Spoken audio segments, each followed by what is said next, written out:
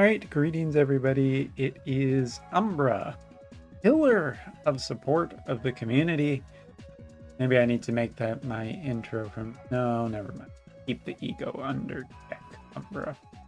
Alright, no, besides, it's not even me. I'm Umbra Rays, and very clearly it's Umbra Ray who is the pillar of the community. So, not me. What you gonna do, right?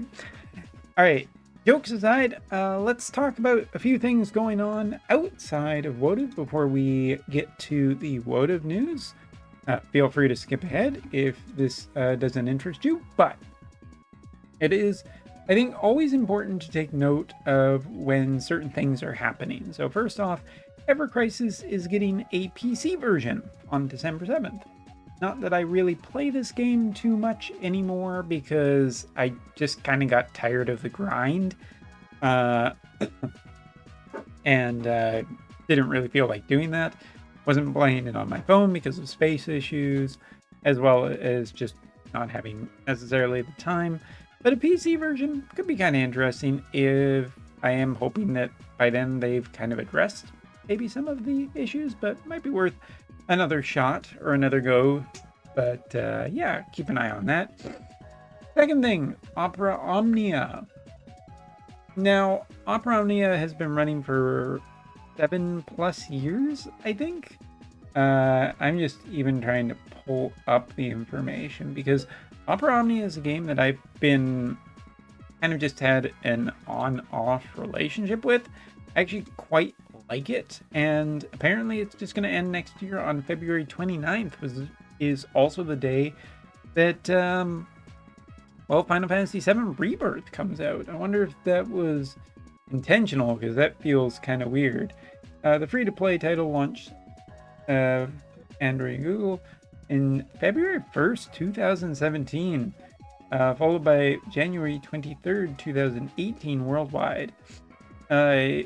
It's pretty interesting when one of these games dies.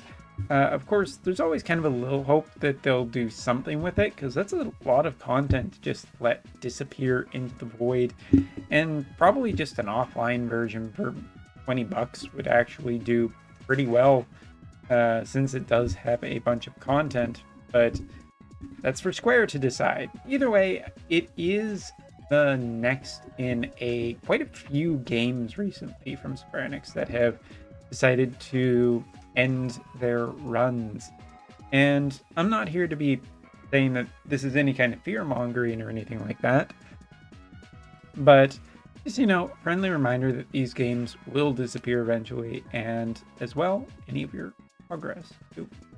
All right, speaking of these games, let's talk about Wotv stuff. First off, I am not going to this evening be doing a stay up until midnight for the new character, for mainly the reason that I feel it's pretty obvious that I've kind of been doing this for everything that has come out since FF9, and I just need a night off.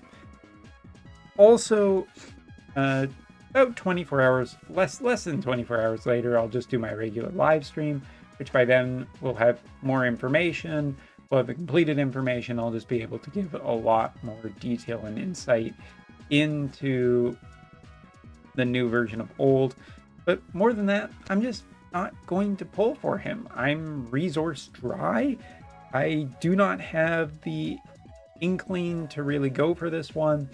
I'm just going to kind of keep waiting for that end of the year collaboration that we always get, because that's usually an interesting one with quite some good characters in it. So I'm just going to kind of hope for that. And yeah, that's pretty much it. So don't expect a live stream tonight for when this character comes out, but do expect a lot of information and whatnot within the next 4 hours. All right. So the other thing tonight, I figured that we'd take a look at, not the banners, because there isn't really interesting things with the banners, just usual banners for old and whatnot. And so let's take a look at the producer live letter, or producer letter. I can't say live letter because I think of 14, but anyway, Are you enjoying the 4th anniversary campaign? The anniversary campaign will continue into the month of December, so please look forward to other campaigns. We apologize for inconveniences to everyone due to the many problems that have occurred recently. We'll be working our best to make sure that the game runs better. Always a good goal. Alright, introducing the December schedule for Characters Quest 2. First off, week 2 is Rurugia and Amneris, which is interesting because Amneris is actually pretty good, so that's kind of a nice little bonus for her that she can stay even better into these. I mean, she's currently kind of run with Soul and Charles, so here's hoping that's. As for Rurugia, it's going to take a hell of an upgrade because Rurugia is somewhere in between a physical, like a DPS and support, and he doesn't do particularly either good enough most of the time. So yeah, I'm curious as to exactly how that goes. Week 3 is Labbies, Winter Labbies, or Rabbies, I should say. And yeah, that's just going to mark the Christmas. If we continue down, we also have Limit Burst Strengthening, Eileen, Moore, and Victoria for week 2, which quite a bunch of old characters. Moore, I think, should be very interesting to keep an eye on. But Eileen and Victoria could definitely end up with some overtuned upgrades just because they're quite old.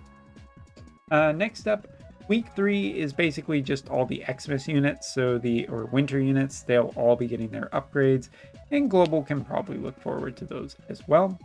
As for week 4, Yerma, Skahal, and Alia Randall.